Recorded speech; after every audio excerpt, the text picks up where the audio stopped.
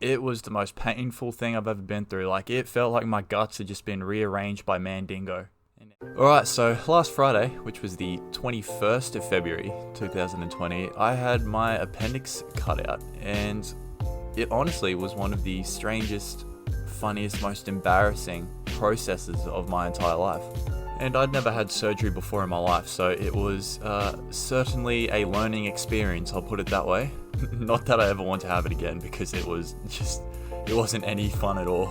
But now for the next 4 weeks or so, I have to wear these compression socks. And you know those like weird sock looking things that Shang Li wears, and Li Shang? Fuck, what's his name? Li Shang, that's his name. Yeah, I look like Li Shang if he was white, had like maybe an eighth of the muscle he does in the movies, and attracted far less women. Apart from that, I'm literally the spitting image. But anyway, I woke up Thursday morning and I was like, man, I have the worst pain ever in my abdominal area. And I've studied this kind of stuff at university, and immediately I was thinking to myself, shit, I either have appendicitis or I've got ligma.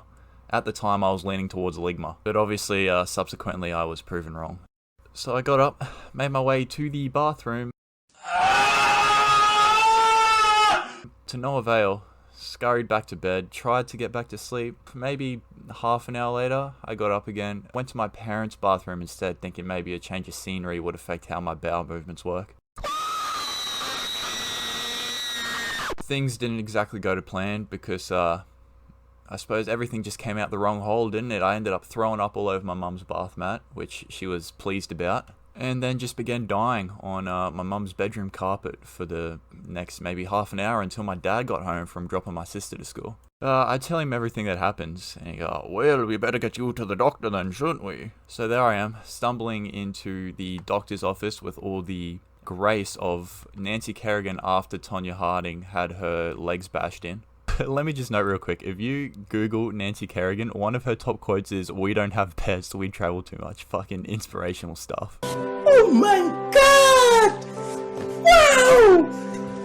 Oh my god! The doctor does all his doctory things and then tells me, well, in my opinion, you're going to have to go to the hospital because you've got one or two things. You've either got appendicitis or you've got ligma. Of course, by this point I was still leaning towards ligma. Once again, I waddle out of the doctor's office to the reception desk, and I'm standing in front of the receptionist for like a good maybe 30 to 40 seconds before she looks up at me and goes, did you need something? Like, yeah, I need you to be a fucking receptionist and do your job. Like, I know listening to screaming kids and elderly people all day must get pretty boring, but you're looking at a future Li Shang cosplayer here, so I'd ask you to please have some respect. I waltz through the emergency department door at the hospital with my father, and we hand over the referral we got from the doctor to the hospital, and the lady's filling it out and goes, are you aware that there is a $190 fee to see the doctor? No, we weren't. And my father turned to me and gave me a look. He didn't say a word, but I knew exactly what he was thinking. He was thinking, boy, I should have let that Taipan kill you when you were a child. His accent's going to change a lot because I keep forgetting what I've used. One of the doctors at the hospital calls me in, introduces herself. She was a junior doctor and she had a student with her. And straight up, she tells me I need to do a urine sample for her. Now here's the thing, I hadn't had 1 ounce of water all day, so she sends me off to the bathroom with the little tub. I've never strained so hard in my life. Literally, I was in there for like a good 20 minutes or so, and I was honestly weighing up my options because I was feeling pretty self-conscious about walking out there with an empty container. So my main option was I was going to drown myself in the bathroom.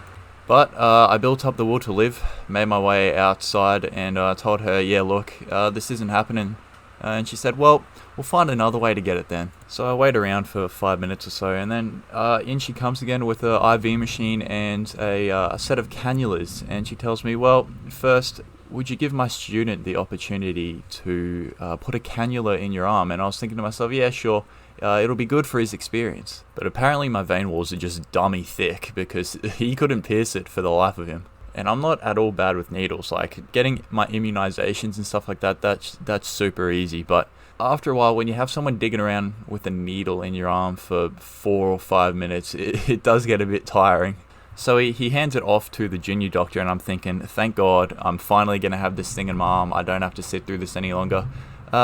She couldn't get it either. She tried about 4 different spots in my arm trying to pierce veins. By the end of it, I was wondering whether I was in a hospital or a safe injection site because I left with more holes than a heroin addict. So next was the big senior doctor. He tried to make some big joke about having a cape and a mask or something, or superpowers. I didn't really understand it, but it was the funniest thing my dad had ever heard because he was cracking up in the corner.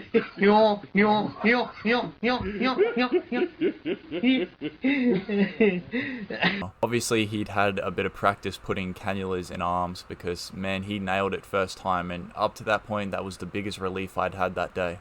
So they're finally filling my veins with water and saline and antibiotics and stuff like that. And then they send me off to get an MRI, and they inject this dye into your veins, and it really, really burns in your groin area. Like, if I wasn't getting an MRI, I would have been convinced I had chlamydia or something. I'm not saying I've ever had chlamydia before, but I was giving it as an example. Anyway, I go back to the room I was in, get plugged back into the IV machine and everything. I wait there for about 3 hours while they're processing blood tests, the MRI, the urine tests, and eventually we get a knock on the door. It's the senior doctor again, and he walks in, he's got, "Mate, I've got some bad news for you." Just the way he said it, it was like an episode of Jeremy Kyle, like he was about to tell me I was the father of someone's child. When it comes to 2-year-old Jackson, Jason, you are the father.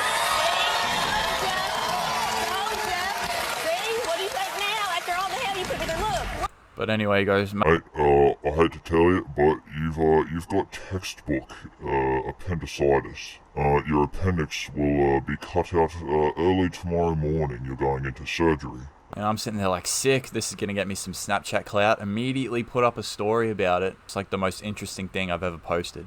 Eventually I get moved into a room in the surgical ward, but to get there, they wouldn't let me walk. I had to go by wheelchair, but they didn't actually have a wheelchair that was my size. Like, I'm a 6'6" guy. The wheelchair was made for like a 5'8" person. So I'm going past all these people visiting other patients and nurses in a wheelchair. My knees are sitting above my head because I'm too tall for it. And we reached my room in the surgical ward, and very quickly I learnt that there was an elderly Italian woman in the room next to me. Like, my Italian vocabulary was very limited before I visited hospital, and now I know a few more words such as fanculo, merda, and last but not least, stronzo. You will probably think I'm joking, but she was so loud, like her yell could rival the bass drop at an EDM concert. Somebody touch my spaghetti! That night I was absolutely bored shitless, because believe it or not, there's not a lot to do in a surgical ward of a hospital, especially when you have an IV machine plugged into you and you're basically glued to a hospital bed. I attempted to have a shower to the best of my ability, but believe it or not, I didn't fit under the shower head very well. Got out of the shower, hopped into bed, and started watching Phineas and Ferb, because what else do you do in a surgical ward at a hospital? Was watching that for a while, and then at about 11:30 at night, I get a knock on my door. Somebody once told me that what the fuck are those? It was my surgeon for tomorrow morning. And I don't know how many of you have gone from watching Phineas and Ferb battling a intergalactic hunter to having a complex surgical procedure explained to you. I'm guessing it's probably a bit of a niche audience, but it was certainly something trying to wrap my head around it. So I woke up the next day, turned on the TV, it's like 7 in the morning. Koshi's talking about how Fortnite's ruining the economy or something like that, I don't know. So my mum and my little sister are in my room with me. Don't know why my little sister was there. She was acting concerned, but she just got a day off school or something like that. So, and in comes this man. I'm not really sure what his role at the hospital was. My best guess is he was like coordinator of surgeries or something like that. But he hands me this this apron gown looking thing, and something that looks kind of like a hairnet that you wear in Year 7 hospitality. And like I said before, I've never had surgery before, so I'm trying to get changed in the bathroom, and I'm looking at this hairnet thing, and I'm thinking, it's got 2 holes in it, you can't wear this on your head. So it takes me like maybe 2 or so minutes to figure out, it's surgical underwear. So I slide it on, and I'm going to be honest, it wasn't the best I've looked in my entire life, considering everything from the old schlong to my gooch was visible. So naturally, I was feeling a bit self-conscious walking out in front of like 4 nurses and my mother in this thing. So I get out of my bathroom, all dressed, looking fancy in my gown, hop into bed, and a nurse who looked exactly like Kato from the first Hunger Games movie wheels me off to the surgical theatre. And the last thing I remember before my surgery is a surgical assistant handed me a mask, said just breathe this in, it's just a bit of oxygen. Took a massive breath in and went, man, this isn't oxygen, and then fucking passed out. The first thing I remember when I started regaining consciousness was I woke up in the, I suppose, post-operation room, and I kind of lifted my head and looked to the corner, and there was a guy, and in my vision, he like put his hand up to wave to me. I just chucked a couple sharkers back at him, and then passed out again. And in stereotypical fashion, the second time I woke up, this beautiful blonde nurse was putting my SHANG compression socks on. And I thought to myself, man, it's time to impress her with my knowledge. So I said, Are these to prevent deep vein thrombosis? And she looks me in the eyes and says, yep, and then I passed out again. Looking back at it now, that must have been the most unflattering experience of my whole entire life, because she was like lifting up my legs to get the socks on. You would have been able to see everything, and to me, that's fucking embarrassing. Anyway, skip forward a bit to that night. A couple of my friends, Emma and Brody, had come to visit me in hospital, and that was also an experience in itself.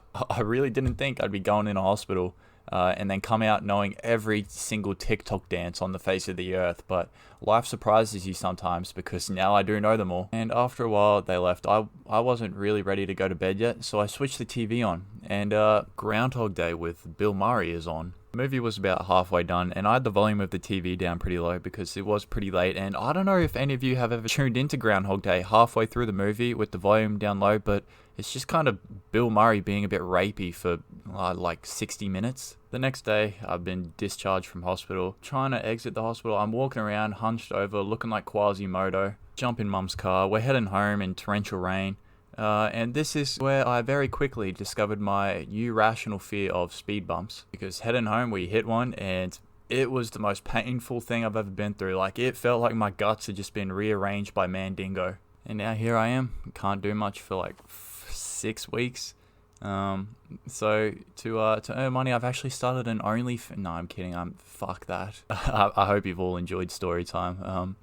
If I can think of any more stories and this video does send me decently, then I'll be sure to make another one of these in the future. But until then, thank you for watching BanterBoulevard. My name's Braden, and I hope I can see you all next time. It's just me and my niggas, liquor and a couple bad girls, living in this fucking mad world, with no fear for the tears. Severe niggas here, they revere when I'm coming back. Sweatshirt, yes sir, this is life and it gets worse, but you always come back from the depths, Karud. And if somebody wanna hold me back, I'ma eat them like Lecter.